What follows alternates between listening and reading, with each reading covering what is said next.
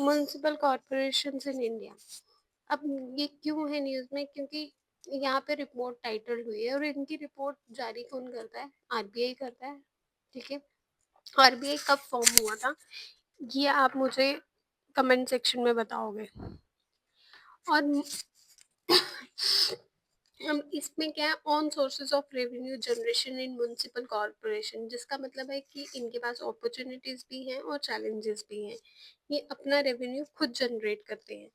इनके पास 3% of the land area है पूरे इंडिया में जो कवर करते हैं, और इनका कंट्रीब्यूट है 60% ऑफ द कंट्रीज जीडीपी। कितना कंट्रीब्यूट करते हैं? 60%। कॉन्स्टिट्यूशनल अमेंडमेंट एक्ट 1992 में formalised local governance in India, ये फॉर्मलाइज करता है लोकल गवर्नेंस को, providing a basic basis for local governments, मतलब बेसिक लेवल पे, ग्रास रूट लेवल पे। अब हिस्ट्री क्या है? अब एंशियंट टाइम में भी होता था ना, जैसे सभा समिति लगती थी। फिर जैसे हम देखते हैं हमारी 5 इंद्रियां हैं, जैसे इंद्रदेव, वायुदेव, वरुण देव, है ना, ये सब अग्निदेव वगैरह। तो ये क्या करते हैं, इन ये 5 लोग हैं, 5 लोगों के साथ एक हमारे गुरु भी थे, बृहस्पति देव। ठीक है ना। तो एक इनके साथ एक स्पिरिचुअल गुरु भी है। ठीक है। फिर मेडिवल पीरियड में क्या होने लगा, हेरिडिटीज आने लगी, मुकदमा मंडल्स बनने लगे। फिर चोला पीरियड आ गया, उसमें 1919 से लेके 1929 के एडी में इंस्ट्रक्शंस आने लगी, सेल्फ गवर्नेंस का रूल आ गया अंडर किंग परंथा का 1। फिर ब्रिटिश इंडिया में 1687 में फर्स्ट म्युनिसिपल कॉरपोरेशन इस्टेब्लिश हुई मद्रास में, जहाँ पे टैक्सेस आए। फिर 1870 में लॉर्ड मायोज ने रेजोल्यूशन किया फाइनेंशियल डिसेंट्रलाइजेशन का। 1882 में lord Ripon's resolution self governance decentralisation local institution Magna Carta of local government आया। Function of local government 74th amendment read कितने स्केड्यूल हैं? 12 स्केड्यूल हैं, 18 फंक्शन है। State governments can delegated to municipalities including urban planning, land use regulation और construction के बारे में। Revenue and fiscal powers, article 243 act क्या ग्रांट करता है? Authority to authorise your sorry taxes fees के बारे में। आर्टिकल 243 वाई किसके बारे में बात कर रहा है? स्टेट फाइनेंसेस कमीशन के बारे में, डिवोल्यूशन ऑफ टैक्सेस के बारे में। रेवेन्यू सोर्सेस क्या है उनका? इनका ना खुद का सोर्सेस है। एक तो property tax, water benefit tax, इस टाइप के। फिर नॉन टैक्स में क्या आ जाता है?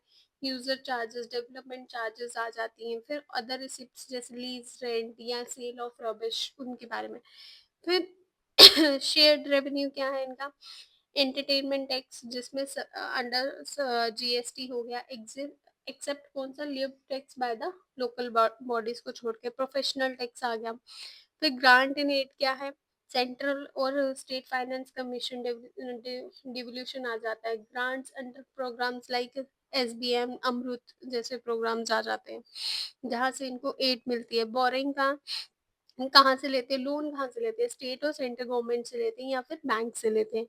अब रिलेटेड न्यूज़ क्या है? विकसित पंचायत कर्म योगी इनिशिएटिव। ठीक है। Ministry of personal personnel public grievances pension जो लॉन्च हुई, विकसित पंचायत कर्म योगी इनिशिएटिव ऑन कब लॉन्च हुई थी? 25 दिसंबर। 25 दिसंबर को ही क्यों लॉन्च की गई थी? क्योंकि इस दिन बर्थ एनिवर्सरी होती है श्री अटल बिहारी वाजपेयी की, और इस दिन को हम गुड गवर्नेंस के डे से भी मनाते हैं। और इसका एम क्या है? कैपेसिटी को इन्हांस करना, वो कर compete करना, अच्छी गवर्नेंस लाना। ठीक है। It is a part of broader परेशान गांव की ओर कैंपेन, और ये प्रमोट करता है डिसेंट्रलाइजेशन गवर्नेंस को, ग्रास रूट लेवल पे डिसीजन मेकिंग में। अब टेलीकम्युनिकेशन जो है, procedures and safeguards for lawful interpretations of messages rules 2024, ये किसके अंडर आते हैं? Under telecommunications act 2023। ये रिप्लेस करते हैं रूल्स 419 एंड 419 ए को, जिसमें टेलीग्राफिक रूल्स आ गए 1951 से।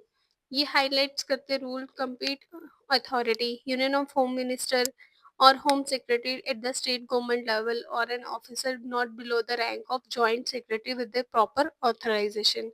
ऑथराइज्ड एजेंसी क्या है? Any other agency as authorised by central government. ये किससे ऑथराइज्ड होती है? सेंट्रल गवर्नमेंट से। फॉर रिमोट एरियाज और ऑपरेशनल लीड्स, ये किसके लिए? रिमोट एरियाज और ऑपरेशनल लीड्स में जो इशूड बाय, कौन इशू करता है? हेड और second senior most officer by of the authorised agency. Authorised agency से होता है ये सेंटर या स्टेट लेवल पे। इंटर इंटरसेप्शन ड्यूरेशन क्या है? 60 डेज की। 60 डेज मतलब 2 महीने, और एक्सटेंड कर सकते हैं 6 महीने, यानी कि 180 डेज तक का। ऑब्लिगेशंस क्या आ जाती है? Authorised agency must be appointed 2 nodal officers, 2 nodal officers है जिसमें communicate orders to the department of telecommunication nodal officer और the telecommunication entity nodal officer. या तो वहाँ का नोडल ऑफिसर होगा या एंटिटी का नोडल ऑफिसर होगा। फिर सेफ गार्ड एंड मैकेनिज्म में क्या आ जाता है? Review committee. ये central review committee led by the secretary, cabinet secretary. ये किसके थ्रू होती है? कैबिनेट सेक्रेटरी के। एंड स्टेट रिव्यू कमेटीज कौन इंश्योर करता है? By monthly reviews of interpretation orders to ensure compliances. Destruction of records में क्या आ जाता है? Instruction records by must be destroyed every 6 month, destroy हो जाएंगे हर 6 महीने में, unless required for functional requirements और कोर्ट्स डायरेक्शन। अब नेट न्यूट्रलिटी क्या है? नेट न्यूट्रलिटी में रिसेंटली यूएस ने अपील की है, rule that the federal communication commission FCC को कि US telecom regulator did not have a legal authority, इनके पास कोई लीगल अथॉरिटी नहीं है to in reinstate landmark of net neutrality rules को लेके। अब ये इंटरनेट सर्विसेज प्रोवाइडर हैं, ये should treat all the data on internet equally मिलना चाहिए। ये प्रोहिबिट करता है blocking, throttling and paid prioritisation को, user restricted access to information and services को।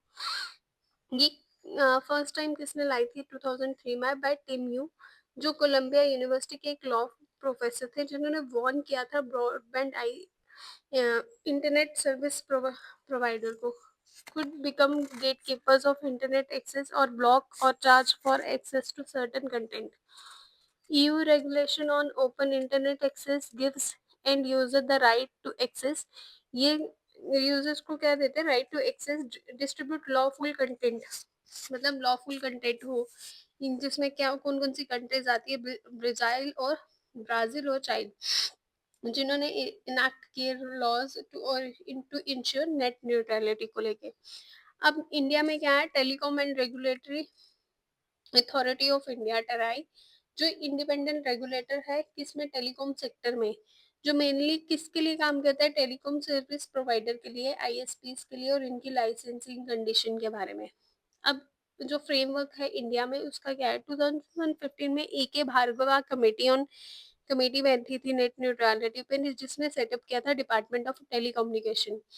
और इन्होंने रिकमेंड किया था पेड प्रायोरिटाइजेशन होनी चाहिए, would not be allowed, paid prioritisation allowed नहीं होनी चाहिए। फिर 2016 में प्रोहिबिशन ऑफ डिस्क्रिमिनेटेड टैरिफ आया, डाटा सर्विस रेगुलेशन, जिसने डिस अलाउ किया था प्रोवाइडर्स को टू ऑफर और चार्ज डिस्क्रिमिनेटेड टैरिफ्स को लेके of data services on the basis of content being accessed by consumer. 2018 में क्या हुआ?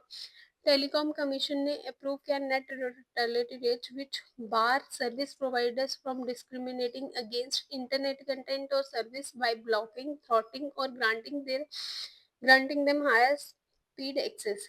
और ये अलाउ करता है सर्टेन एक्सटेंशंस को, non discriminatory rules content delivery networks को लेके।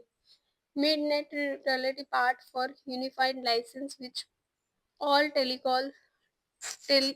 telcos and IPs must be comply with it, इनके साथ कंपाइल होने चाहिए। नेक्स्ट टॉपिक है भारतीय वायुयान विधायक विधेयक, जिसमें ये क्या है, बीबीबी 2024 में, जिसने रिप्लेस किया कौन से एक्ट को, एयरक्राफ्ट एक्ट 1934 में, जिसने मॉडर्नाइजेशन इंडियाज एविएशन सेक्टर, जिसमें सेफ्टी मेजर्स को लेके ग्लोबल स्टैंडर्ड्स को लेके बात की। इसमें क्या है, पैरामीटर्स है, जिसे रिटेन फ्रॉम एयरक्राफ्ट एक्ट 1934, जिसमें director general of civil aviation, bureau of civil aviation security, aircraft accident investigation, central government exercises overall superintendent over these bodies होने चाहिए। फिर एडिशन क्या होनी चाहिए, power to issue radio telephone operator restricted certificate and licence transfer होने चाहिए। It simplifies licensing by process by consolidation under one authority। Regulation of aircraft related activities में क्या आना चाहिए, मैन्युफैक्चर, यूज, ऑपरेशन, और इसमें ऐड क्या हुआ, power regulate to aircraft. Power और रूल्स में अच्छा, इसमें एक चीज है कि ना, सिर्फ एड ऑन हुआ है, कोई ज्यादा चेंज नहीं है, किसी को रिप्लेस नहीं किया, मतलब हटाया नहीं है, सिर्फ एड ऑन किया। Central government to make rules बनाएंगे लाइसेंसेस के बारे में, इंस्पेक्शन के बारे में। फिर air transport services convention on international civil aviation 1994 add क्या किया, रूल्स ऑन रेडियो टेलीफोन में ऑपरेट होगा, सर्टिफिकेट होगा, लाइसेंस होगा under international telecommunication communication में। ऑफेंसेस और पेनल्टीज में क्या आ गया, 2 साल की हो सकती है, 1 करोड़ का फाइन हो सकता है, या दोनों हो सकते हैं। डिस्क्रिशनरी पेनल्टीज आ गई, जो सेंट्रल गवर्नमेंट करेगी। फिर आ गया वॉयलेशन ऑन कैरेजेस के, जो प्रोहिबिटेड गुड्स होते हैं उनके बारे में, स्पेसिफिक सिविल और क्रिमिनल पेनल्टीज की जो वॉयलेशन उनके रूल्स के अकॉर्डिंग होगा, वो किसके इम्प्लीमेंटेशन जो होगी, इंटरनेशनल कन्वेंशन और प्रोटेक्शन ऑफ पब्लिक हेल्थ को लेके। फिर flying aircraft in manner to cause danger to a person और ऑन प्रॉपर्टी को लेके, failure to compile with direction of DGCA BCA.